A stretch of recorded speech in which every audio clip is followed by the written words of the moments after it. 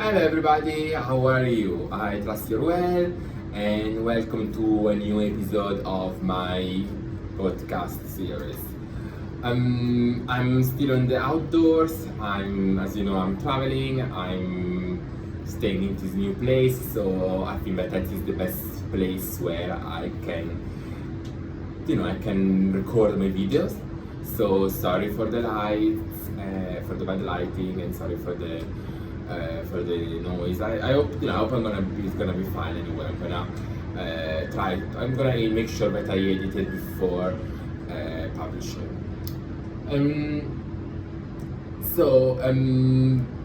Today's video is about mistakes. It's about bad decisions, and it's about redemption. I think I'm a truly believer that in life we always need to take a risk, and if we don't take risk, we're gonna and die in our comfort zone, and that's something that we don't want to do. Not because I understand the reasons why sometimes people would prefer to stay in in their comfort zone. However, I also think that there is a world to be seen, to be experienced outside our comfort zone that is just worth it. That is worth it. It is worth leaving our place behind. And then, for many times I've said, you know my story. I left when I was very young, but I also left when I was very, after meeting my team when I was a teen. So I moved to a different place alone, and that was something that I've done, and I'm proud of having done. However, I also remember a lot of times, especially when you have some kind of bad days or bad moments, where I was kind of wishing that I would have stayed in my comfort zone, just because I struggled every single day just to make my own living, and sometimes I was receiving notification from friends from childhood saying, "Oh, ex got married, this person got a baby, this person bought his own place," and all the different things that happen in everybody's life but are happening quicker when you are in your comfort zone. I think that when you are in comfort zone, that you have your family, if you grow up in the same place where you were born, it's more likely that you find the right person and settle down sooner compared to a person that travels and that goes exploring the world. And why is that? Because a person who goes to explore the world, before settling down, is so curious that you always delay. I've always delayed to settle down. I was like, oh, let me see what's next. Let me see what's the next place. Let me see what's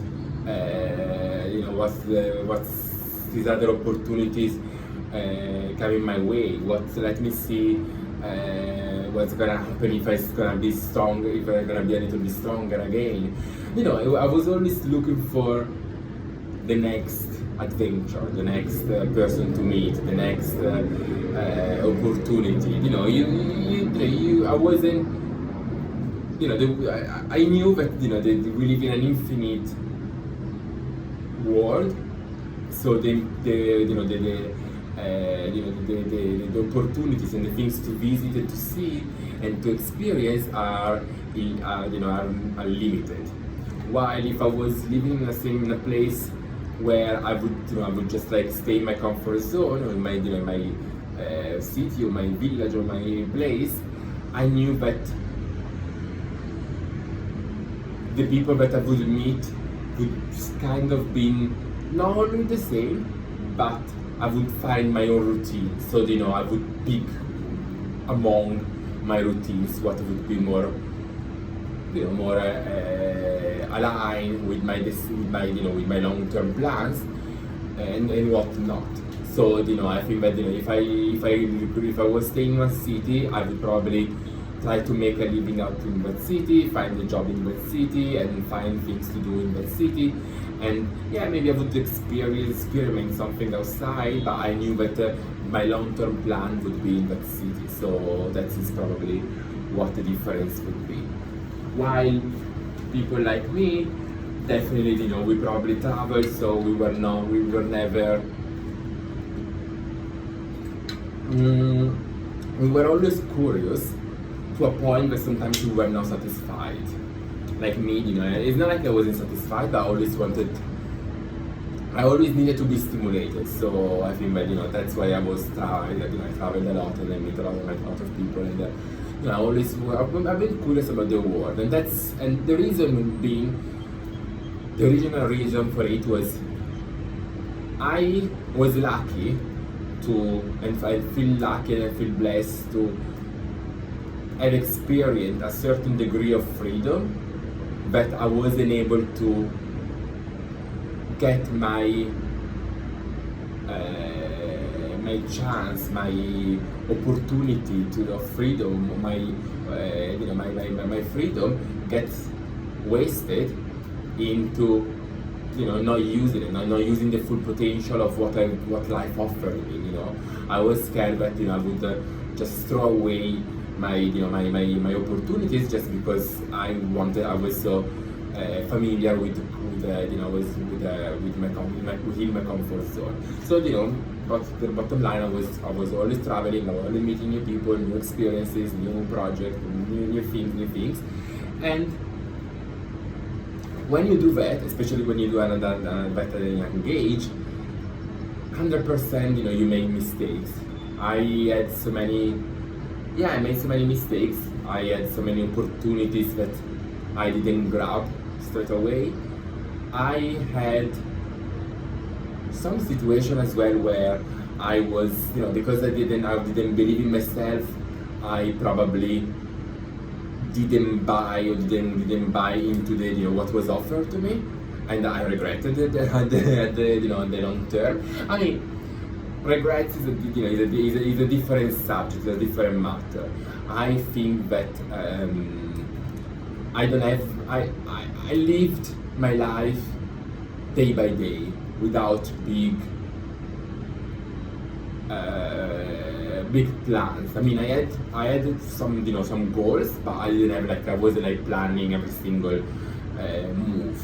I just tried to see and to work around what was offered to me.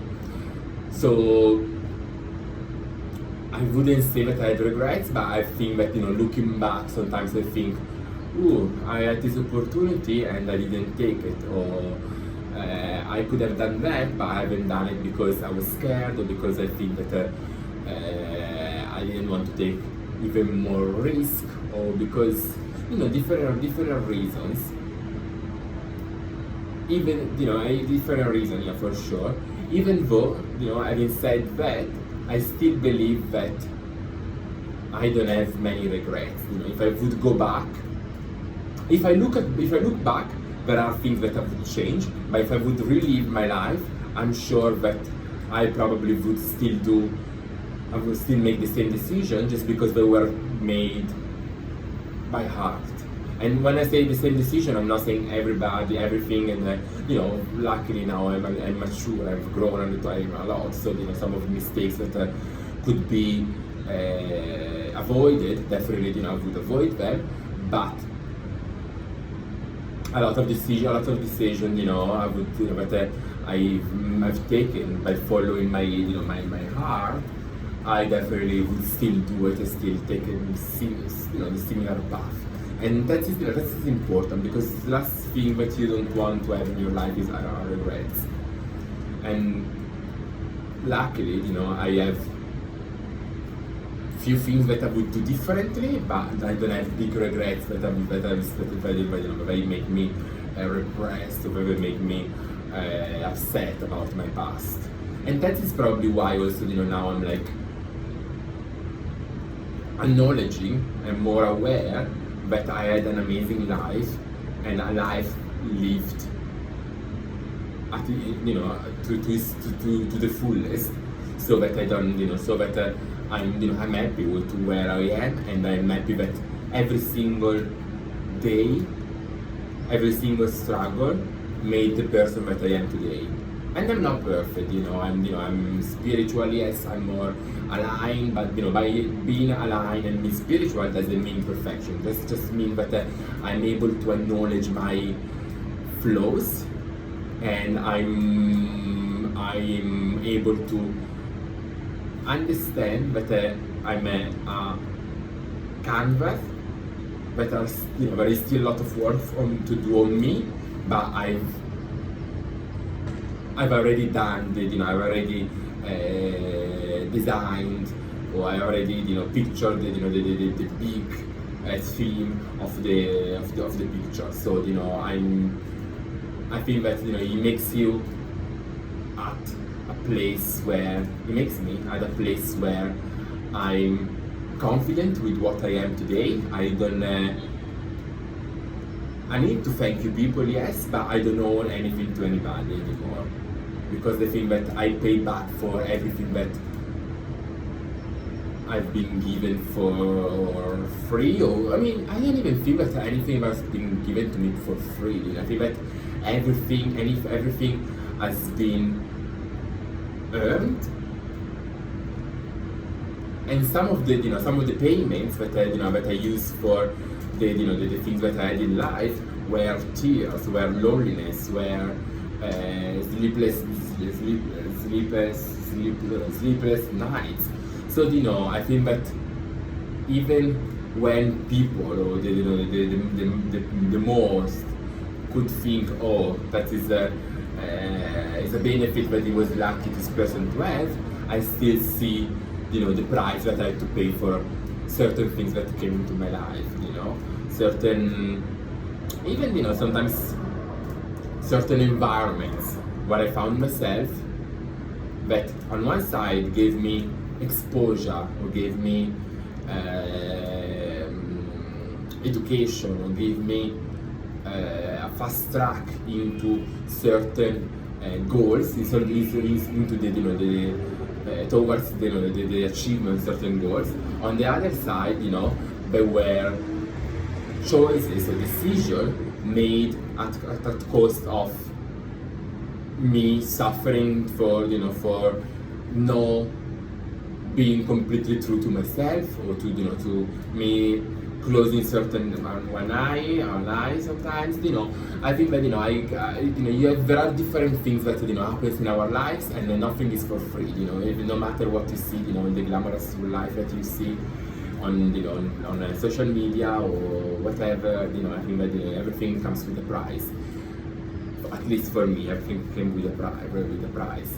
And that's something that sometimes people do not understand. I think that sometimes people undermine the price that I had to pay for certain, to be what I am today. The price for freedom, the price that I'm not even free at all right now still. But I think that the price that I paid to be what I am now, because yes, I had to, yes, I definitely had to, to plasmate, to create my own persona by myself, without any guidance, in a number of places that were completely hostile towards me, with no any kind of role models, and with a lot of personal challenges to overcome and to come to terms with. So that's why today, I'm proud of what I am, and that there is no critique, or no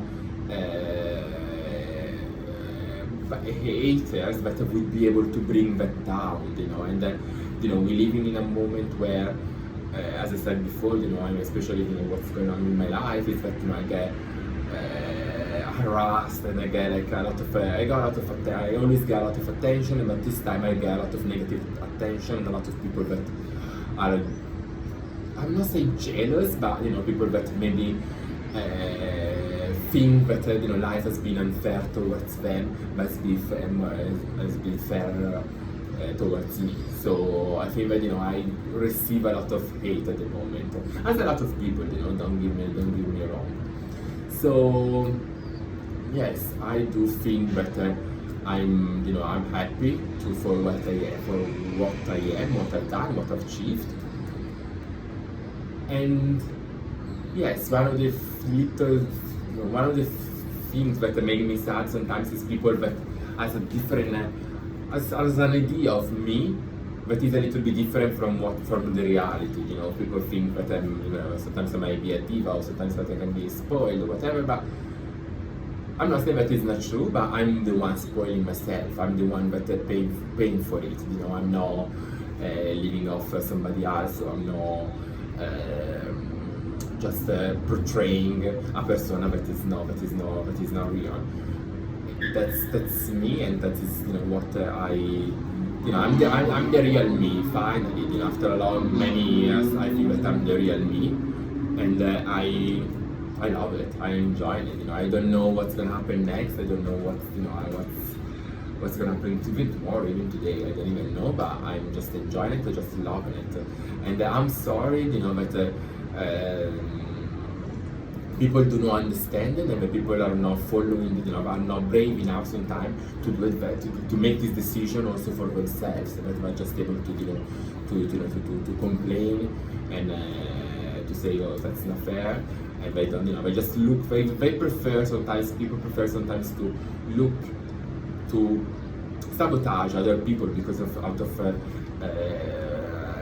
jealousy, or out of need situation, but the same energy could have spent on bettering themselves. And that is, was something that I think that is very important to people to understand. But it is what it is anyway. And going back to to my mistakes, I think that I made mistakes. I run away sometimes, and I used to run away a lot. And when I say run away, it's just the moment where I didn't get what I wanted. Sometimes rather than fighting, I would just dismiss the situation and move to another thing. And that's something that it was a plus, because it helped me to cope with adversities and try to to readjust different situation, and to make me more flexible, to work throughout different environments. But at the same time, sometimes I'm thinking, what could have been the end to my story if I stayed in that, in that place, or in that situation, in that work, in that job, in that environment, in that community. So I think that is something that sometimes keeps on my is on my mind. So for example, I remember once I left when I was living in Spain. I left Spain because I didn't see myself as I didn't think that I would be able to find myself, to build my business there